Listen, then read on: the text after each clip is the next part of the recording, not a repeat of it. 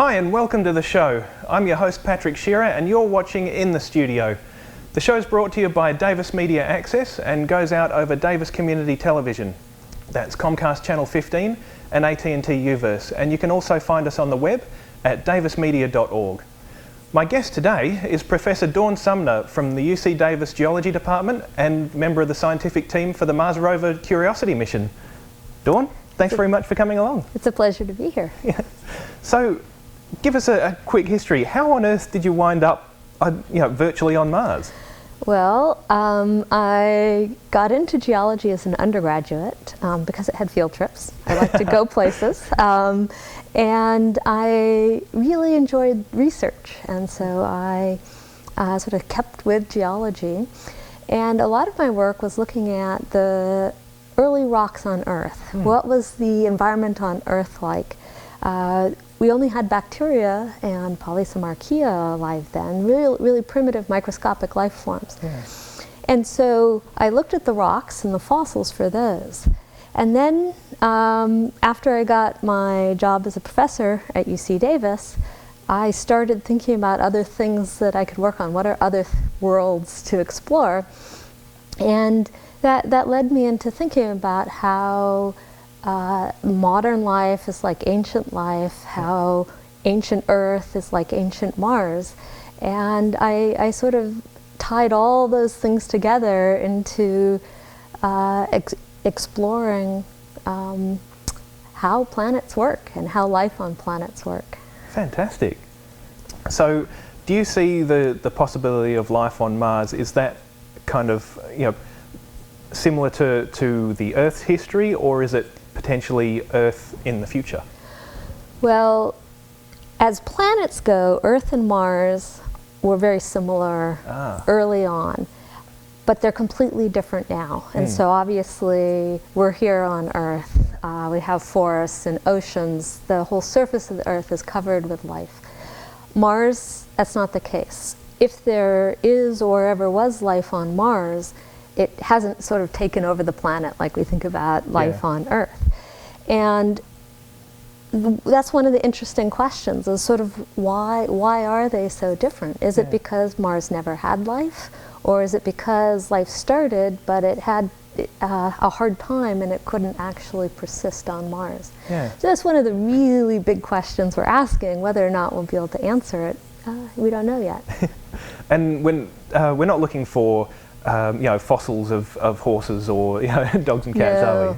No, if there was ever life that was that sort of large and so dependent on a complicated ecosystem, it would probably be fairly clear on the surface of Mars. Everything we've seen on the surface of Mars indicates that life isn't and wasn't abundant, at least recently. Okay, but the key question is, could it have existed, or if you can find evidence, has it existed at any time? Right. So the surface of Mars is very old, and we're looking at some of those rocks with the missions that we send to Mars. And one of the things we're looking at is what were the environments like? Was there water around? Was there a source of carbon? And trying to see, could it have supported life? And then is there any evidence that indicate that life might have been there? And it's really hard to find fossil life, even on Earth, where we know it's present. And so it's a real adventure to be asking some of those questions. So how did you find your way onto the team? Well, actually it first started by working on a NASA committee to define the research goals for the search for life on Mars. If you think about it, we're looking for something that might not exist. So how do you shape your investigations and your questions in a way that are scientifically useful, whether or not life was present on Mars? And so I worked with a group of other people to say, okay, well, we should look for places where there was water, and we should try to understand the carbon cycle. The carbon cycle on Mars now is very different than on Earth, and we don't know what it was like in the past. So if we can start looking at the carbon cycle, how can we might be able to understand whether or not life was part of that on Mars. Okay. And then there was this call for the current mission, the Mars Science Laboratory, which is the rover Curiosity. And the group of people proposed to build the scientific cameras, and they asked me to be part of that proposal. So I've been part of the mission for 8 years. Since I don't build cameras, I took people on field trips until closer to the time that the mission launched. Right. And as we got closer, we had to decide where to send the rover. And as a geologist, I worked very hard on characterizing the places we could land and trying to choose one that would give us the best chance for understanding whether or not life could have lived on Mars in that environment. Yeah. So now, I suppose some of it would have, you would have had to extrapolate from sites on Earth that would be similar. Exactly. So we think that the physics and chemistry are pretty much the same, except they have different boundary conditions. Mars is smaller, so there's less gravity. Okay. But water flows downhill, and it makes certain patterns, and we can see those patterns from orbiters going around Mars in those images. And so what we did is we looked at all of the data we had for places that we could land, because you have to land safely to have any science results. And then we chose ones that we thought had evidence for water flowing. And then there's also an orbiter that can measure the spectrum of light, and that reflects different minerals. And so we use that to get a sense of the chemistry and look for minerals or hints of them that suggest that water interacted with the rock. And when you have reactions, they produce energy, which is something that could help fuel life. And so we picked a number of sites, and the engineers evaluated their safety for landing. And we had a choice of 4 excellent sites, and we had to pick one, and we landed. Safely. And in previous missions, that's been kind of a bounce down process, hasn't it? Yeah. Great big airbags and rolling along the surface. So the airbags in cars have some shared history with the airbags that we use to land on Mars. This rover is the size of a small car, and it weighs over a ton. And you can't land it with airbags. And so the engineering team developed this new landing system called an air crane, where they lowered the rover down on a surface on a tether. It's the same technology they actually use with helicopters to move in heavy construction equipment, and the military does this a lot. But the engineering team had to make it all automatic and make it all sort of autonomous. And so it's a really nice innovation, and that plus some of the new flight dynamics gave us a landing ellipse, so the area we could land that was small enough that we could actually put it inside a crater. That's incredible. Where there's great rocks to look at. Excellent. So I suppose that would open up the possibilities. If you can land more precisely, then it means you can access somewhere that previously might have been deemed unsafe. Yes, and so that we landed inside Gale Crater, and it's been a place of interest to land for decades, but we haven't been able to until this mission. And geologists like to look at rocks on steep slopes and cliffs because it's sort of like the Grand Canyon. You can see layers of rocks, and they're recording the history of what happened through time. But you can't land on those steep terrains. And so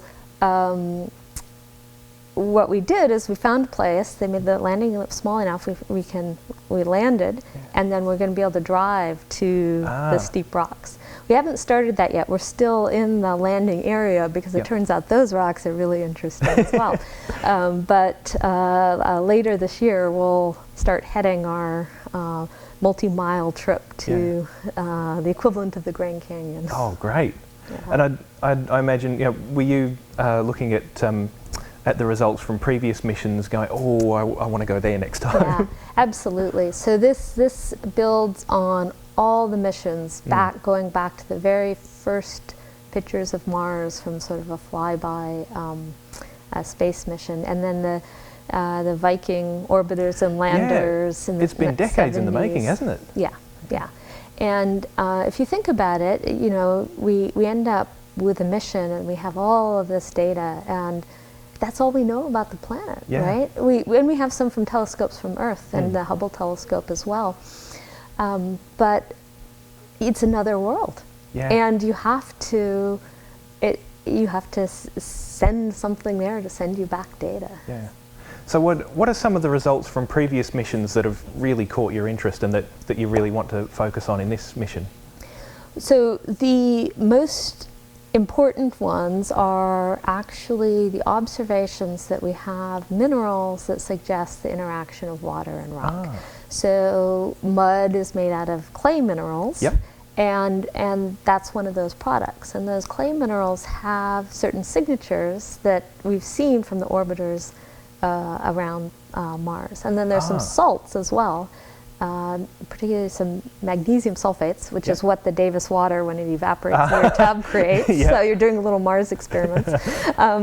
But we can see those as well. And so that suggests that instead of maybe just having the water flow across the surface quickly and go away, you actually maybe had some long-term interactions with the water and the minerals, which is good for potentially hosting an environment where life could live and persist. Yeah. So these minerals will behave differently depending on how long the water was there, how fast it moved across. You get different minerals depending on how long the water interacts with the rock. It's sort of like a weathering process. It takes a while for metal to rust, right? And it's that same sort of process. But it's happening naturally on another planet. Yeah. Now you mentioned the cameras before. So what's the kind of technology that's allowing you to get these sort of insights? So we have a whole bunch of different instruments. The cameras in particular are about like a cell phone camera. So they don't seem that technologically advanced, except that they have to withstand the rigors of space. And they have to take photos at below freezing temperatures. And then we have to actually send those images back to Earth. And you know, for those who used to use dial-up modems and bandwidth, that's fast compared to what we get. We get very little data back, so you have to sort of make each little bit really count. Yeah. So is it a balance between, I suppose, you know, resolution or and what you can actually do? Yeah, so we have color cameras, and we have ones with all sorts of sort of different lenses and in different parts. And so we have a wide-angle lens, and that gives you a lot of information with one picture. And then we have a telephoto lens that you can take a whole bunch of pictures and build them up into a panorama, sort of a gigapan, and then you can see a lot more detail, but then it takes much more bandwidth to bring those back. So we only do that in special cases. And then we have a microscopic imager called Molly, which is on the end of an arm, and that camera you could move around. The other two are on the mast or the head of the rover, and they can point, but they have a fairly fixed viewing angle. Yeah. Now we've got some of those images, don't we? If we could bring those up.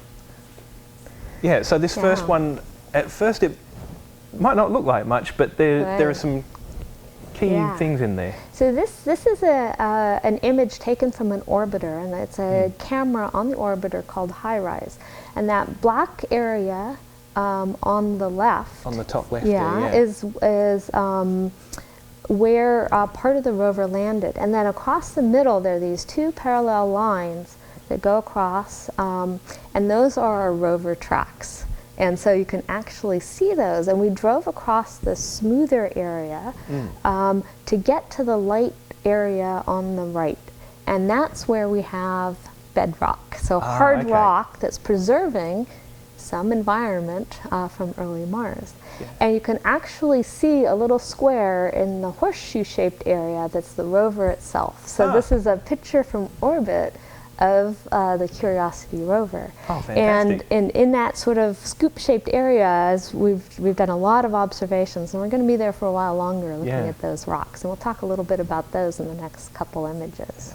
Well, and with the bedrock, I suppose, you know, you want to get to an area where you just get straight down to business, don't you? Yeah, yeah. Now, yeah, here we've got a shot of the rover itself, and was this taken using the mobile camera you mentioned? Yeah, so this is taken with Molly on the end of the arm, and it's actually 50 images. Wow. And they had to, the arm has a couple of joints in it, and the engineering and camera team spent a lot of work with the twin rover on Earth. We have a twin. To do all the testing on, and they figured out how to move the arm to take all of these pictures for a self-portrait. So that is a picture of the rover, a real picture, well, a whole bunch of real pictures of the rover on the surface of Mars. And then in the background on the right, you can see Mount Sharp, which is where these layers of rocks are. Yep. That's the real reason we chose. And that's where you want to go next. Gale crater, yes. Yeah. Cool. And so the next one, explain this for us.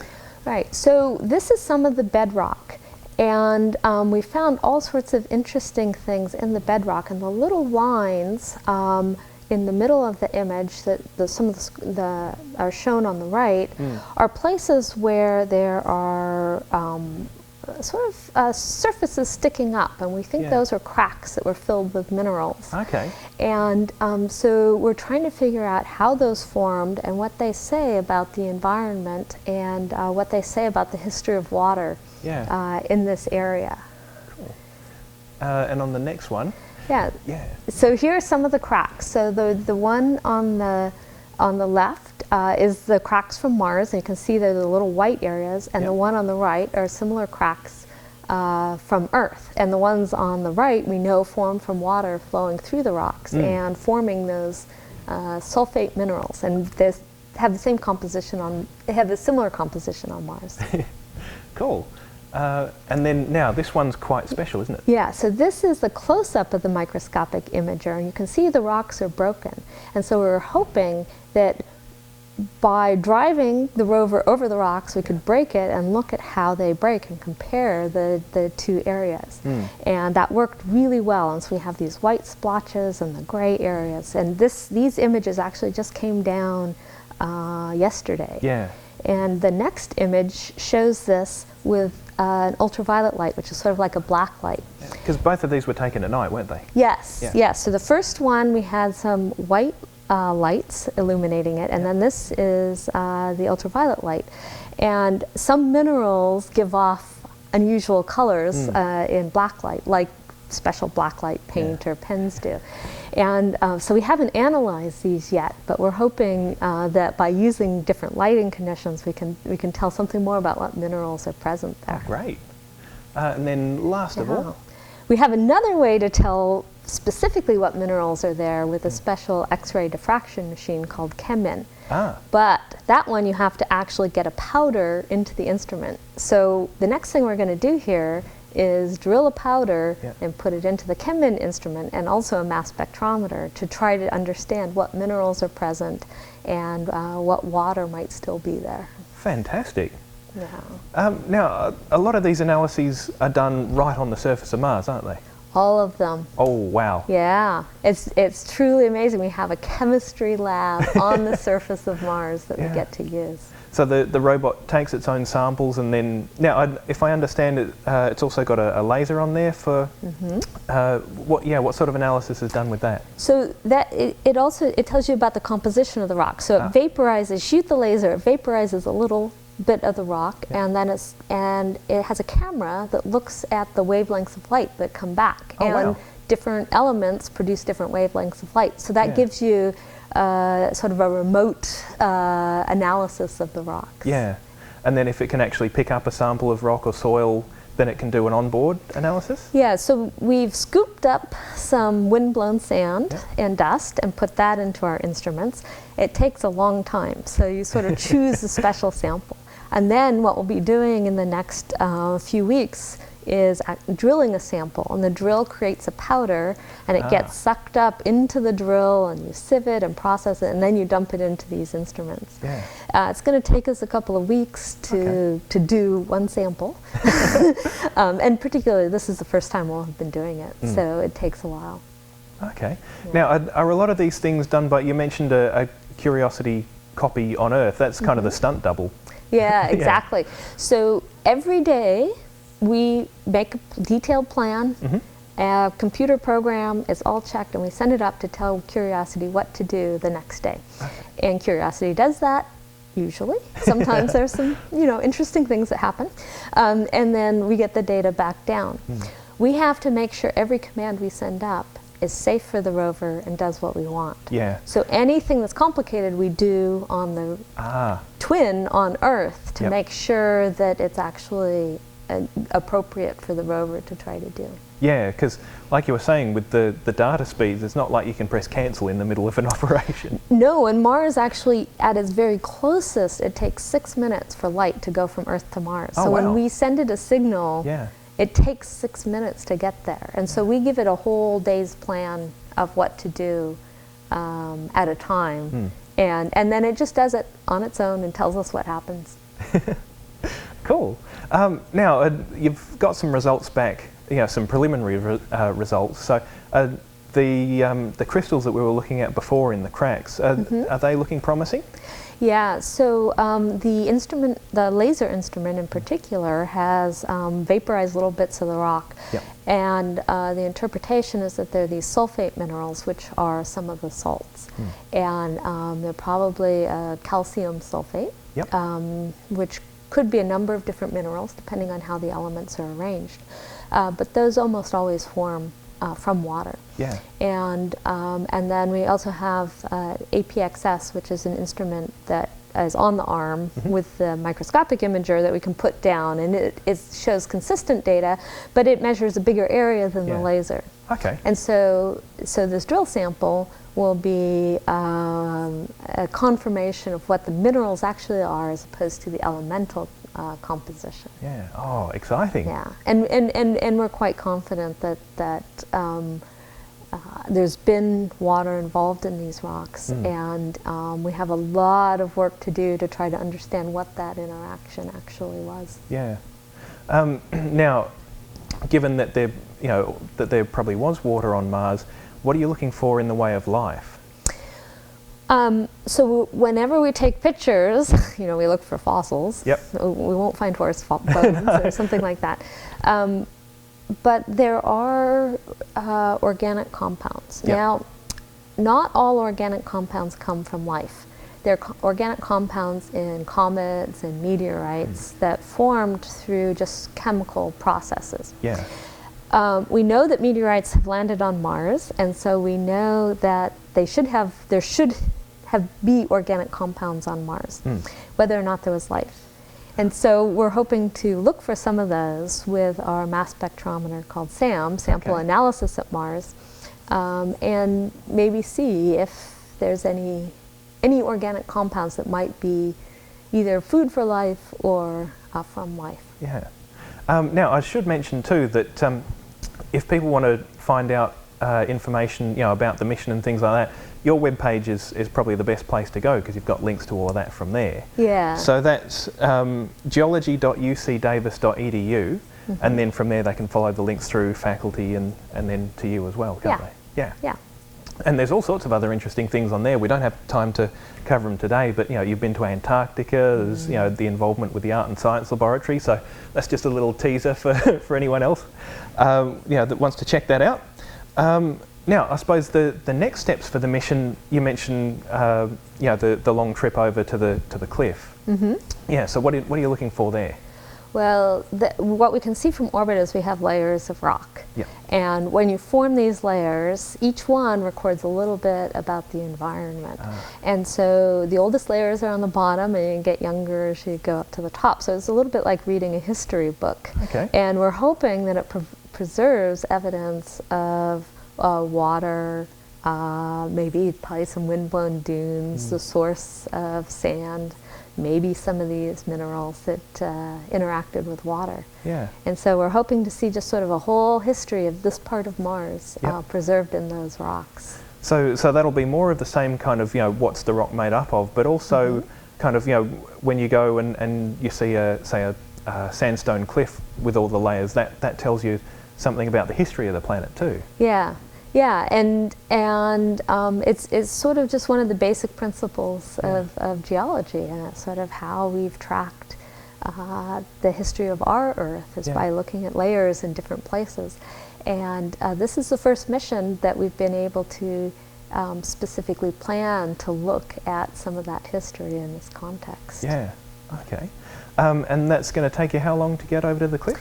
We don't know yet. So we've driven about 600 meters or 600 yards, and this is on the order of, depending on where you start counting it, it's on the order of 5 miles. Oh wow! Yeah. Okay. So we haven't tried to drive long distances day after day after day yet, and so we'll see.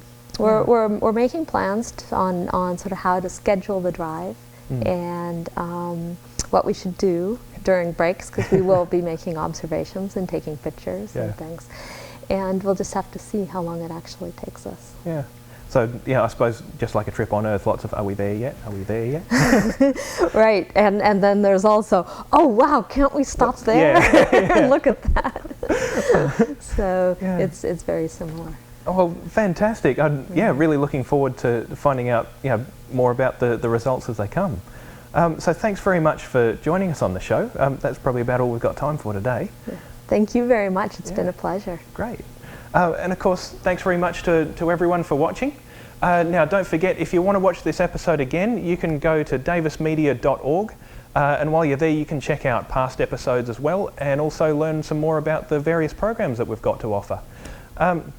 Well, like I said, that's all we've got time for today. I'm your host, Patrick Shearer, and thanks for watching in the studio.